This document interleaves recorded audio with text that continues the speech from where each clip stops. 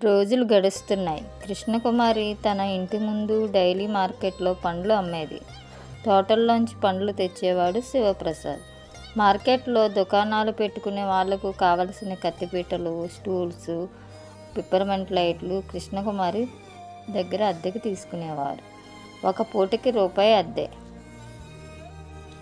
అత్తగారు మంచం మీదే ఉంది. మామగారు వెంకన్న నెలకి 10 రోజులు ఉండి మళ్ళీ ఊర్ల వెంట వెళ్ళిపోయేవాడు. వచ్చినప్పుడు మాత్రం కోడలికి 100 రూపాయలు ఇచ్చేవాడు.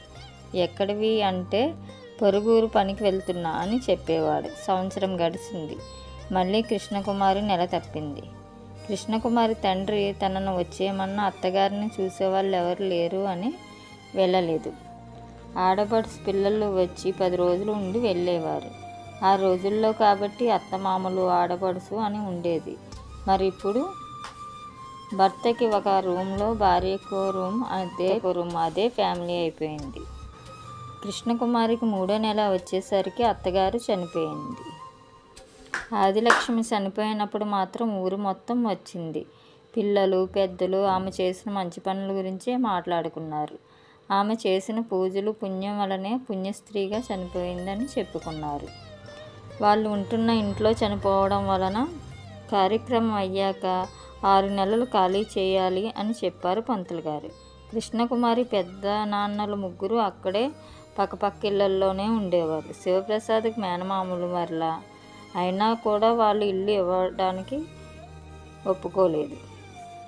శివప్రసాద్ మేనమామలు ఇల్లు ఇవ్వడానికి ఎవరు ముందుకు రాకపోవడంతో శివప్రసాద్ వాళ్ళ అమ్మమ్మ చిన్న గుడిసెలో ఉండేది. ఆమె పేరు మీద 11 సెంట్లు ఉంది. శివప్రసాద్ అవటివాడు అవడానికి కారణం వాళ్ళ అమ్మమ్మే కానుక తన తదాంతరం మనవడికి చెందుతుందని చెప్పింది. 6 నెలలు ఉండడం కోసం నానమ్మ ఇంటిలోకి వెళ్ళారు కృష్ణకుమారి కుటుంబం.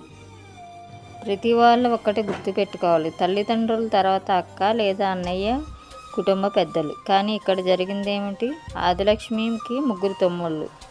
అయినా అక్కకి గౌరవం లేదు. కృష్ణకుమారి కుటుంబంలో కూడా పెద్ద కూతురు, తనకన్నా చిన్నవాళ్ళు పెరిగి పెద్ద అవడానికి అక్క పాత్ర ఖచ్చితంగా ఉంటుంది. వాళ్ళని ఆడించడం, స్నానం చేయించడం, స్కూల్కి తీసుకువెళ్ళడం, అన్నం తినిపించడం మొదలగినవి ప్రతి వాళ్ళు గుర్తుపెట్టుకోవాలి. వాళ్ళ అక్కల్ని, అన్నయ్యల్ని మాత్రం.